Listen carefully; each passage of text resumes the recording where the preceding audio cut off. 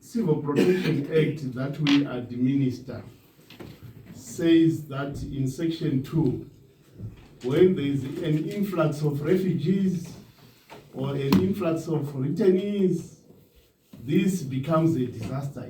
It doesn't require His Excellency to declare a state of disaster because it's already defined in the statutes.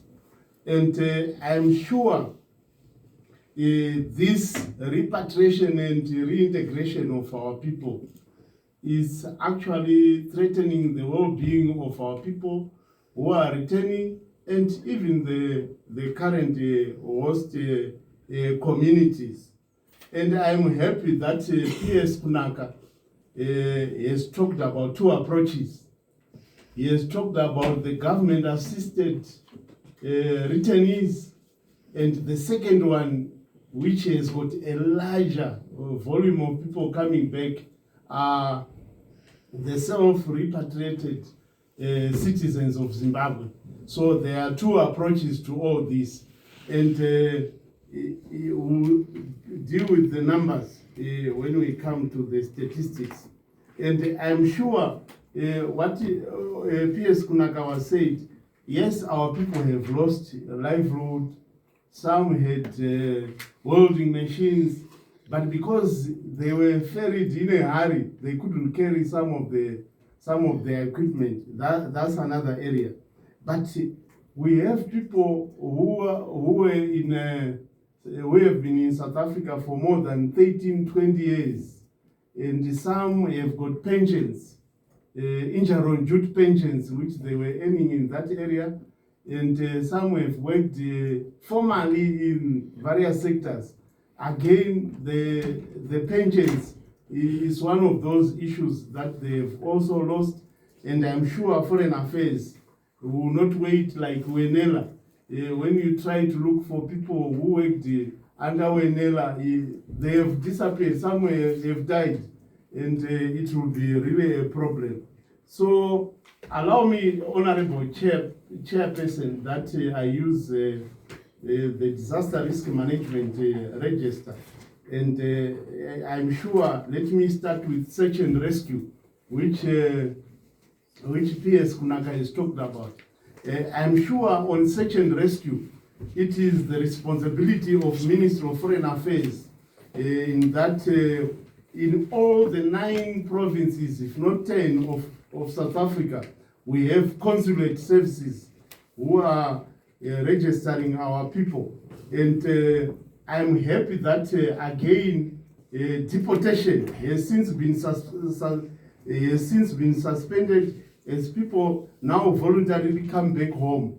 We can no longer have people being taken to Lindela, which is the prison in South Africa, except them being led by the police officers to our consulates in the various provinces that I have mentioned. And I'm sure when we come to Beitbridge, again, this is where, again, this is our main center in Zimbabwe, and this is again where search and rescue is done, even the screening of the people, because when you look at some of the people, it's not only Beitbridge that we look at. There are about 5 in Matabeleland South, Mofeng, Malambapele, and so forth and so forth. Again, these are entry points into Zimbabwe. And some people are now jumping the border, coming back to Zimbabwe. And you will see that they also hesitate to have their fingers taken for other reasons. And that creates a lot of discomfort. Since this is the thematic committee on peace and security, those are some of the issues.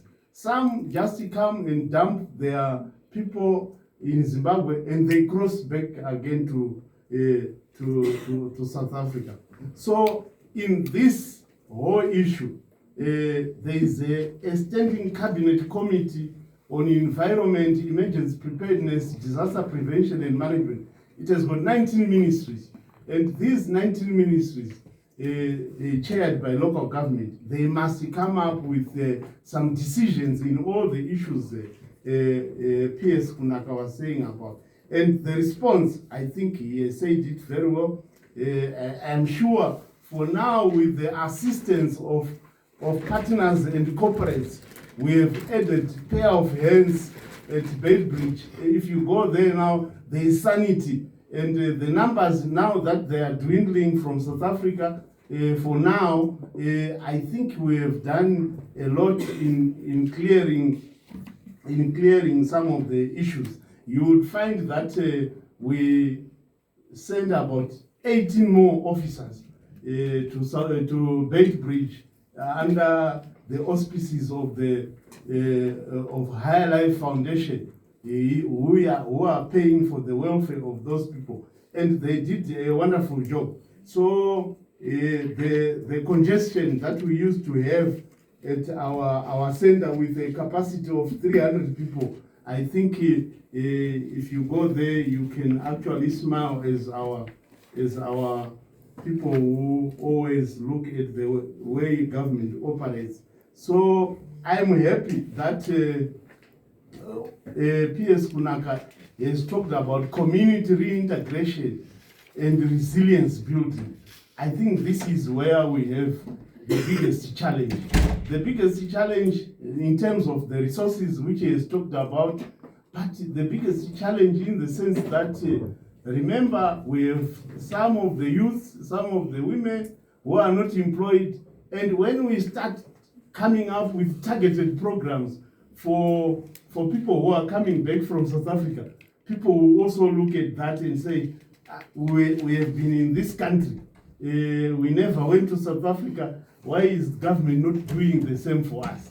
So, but you know, under civil protection, when we relocate people to an area where there is an old community, we always try to balance the act in that area. So I'm sure this whole issue Mr. Kunaka was talking about will not only end on targeted programs, but also I'm happy that in this committee there are a lot of traditional leaders, and the traditional leaders are now part of the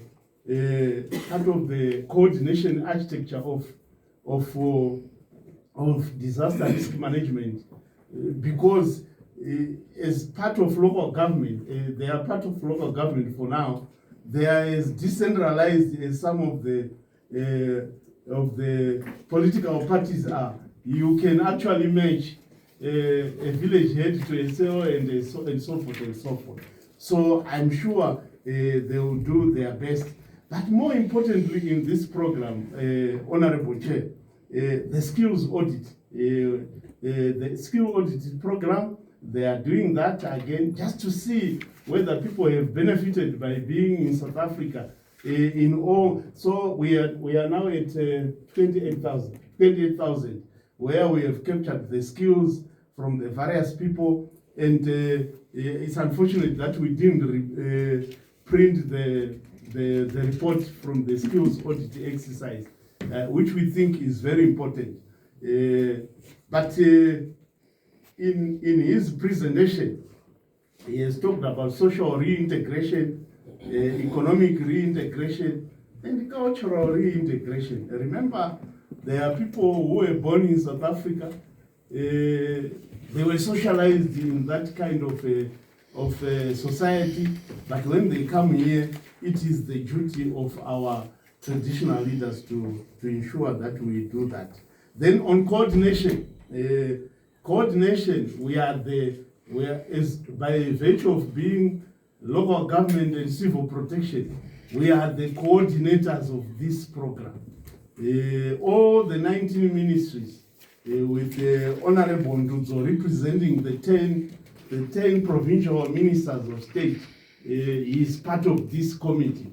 And I'm sure when it comes to coordination, being a PS, when it comes to coordination, yours truly can actually talk to Razimunga on what to do on this area. And we are not recreating or reinventing the wheel, because the architecture that we used during Cyclone Idai is the architecture that we are using. We are just tweaking it.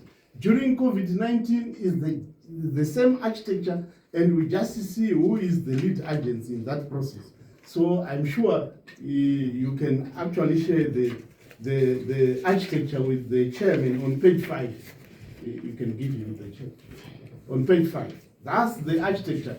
We look at government departments, MDAs, and the development partners and cooperating partners. It talks to that. So, and in the creation of the 10 committees, Honorable Chair, we have created 10 committees to ensure that in our coordination efforts, we touch on each and every issue. If you look at information and data management, and what they do is their data analysis and the daily situation report. Social protection, he has talked about that. Logistics and transport, including catering services, I'm sure he has talked about. But on transport, we were assisted by various corporates. Bridging Gap. The Bridging Gap is now around 158 buses, the Stallion Cruise, which they've hired for us. And you look at Intratech, they've given us 20,000 liters. You look at Forge Construction, they've given us how many? 30,000 liters. So I'm sure what's important is to use the intended, the donations for the intended purpose. And to date, we have 416 that have left, 416 buses that have left Beitbridge to various 10 provinces of this country. Health and WASH, I'm sure we have a clinic which is operating 24/7 at Beitbridge. But from what PS Kunaka was saying, there is need to replenish some of the,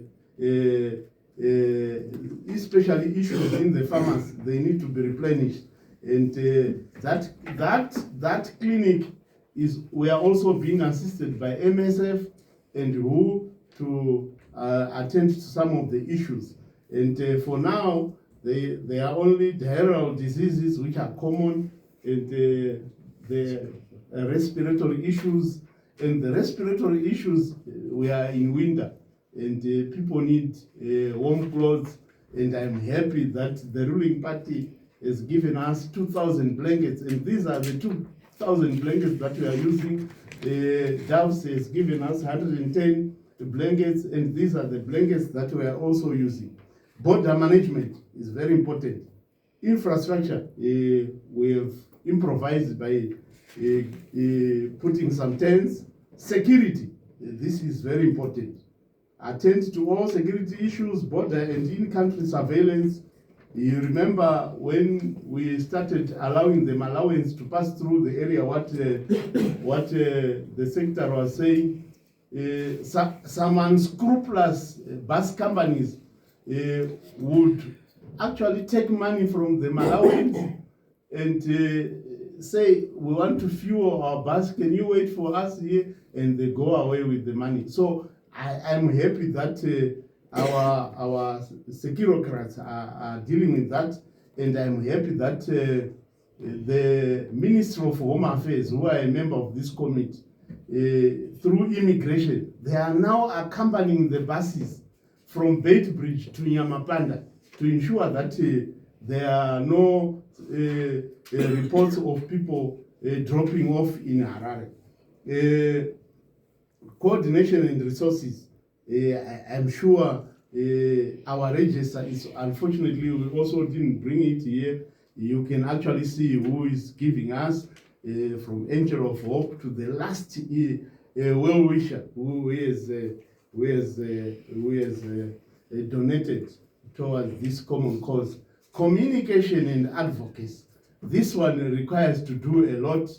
in the sense that we need to communicate with our relatives in South Africa that we don't want to lose lives. We don't want to deal with a disaster within a disaster. If the people say you must leave, they must leave. I know of 2 cases of people who were not documented and who died along the way from Cape Town to Beitbridge. And we are taking our time to ensure that the South Africans understand that he is a Zimbabwean because they are relatives. But I'm sure this is an area where communication can do public awareness, can do media engagement, so that we receive our own citizens in Zimbabwe. I know in towns it might be difficult, but if they go to the rural areas where there are no sub deals, because Communal Act says if one vacates his place for 7 years, that place can be parceled, and I'm sure there are no conflicts of that. Government support in South Africa, I think Honorable, P.S. Kunaka has talked about, the reception center he has talked about, Plumtree Reception Center, for now it has received 639 at Plumtree, but we want to ensure that we deploy officers to all the Maitengwe and everything, all the entry points, so that people do not use undesignated entry points. And provincial and district reception centers, on this one, we are using civil protection structures. As P.S. Kunaka was saying, the DDC is a member or is the chairperson of that civil protection committee at district level, and the chiefs are also chairpersons of their various wards, and the villages are also chairpersons of their villages. Statistics, as I said, Honorable Chair, we are now at 111,887 citizens from South Africa using the 2 approaches, government assisted and those who are volunteering to come to Zimbabwe. Resource mobilization, I think you saw our minister signing a joint resource mobilization with the UN resident coordinator, and I'm sure we are going to get the desired result from that. Food and non-food items, I'm sure if we are to go to Beitbridge and see how many tons and tons which were given by Angel of Hope, our corporates, our goals, I'm sure we are trying our level best to ensure that every person who arrives at Beitbridge has got a hot meal, but we don't allow them to stay there for too long a time. Then funding mechanism, it was only yesterday, we had requested for 114 million from finance to undertake this exercise, but they have given us 2 million US dollars, which is almost half of what we require. So we'll use the little that they provided us to cater for some of the issues. Partner support, I think P.S. Kunaka is talking. I think I submit to Chair for now.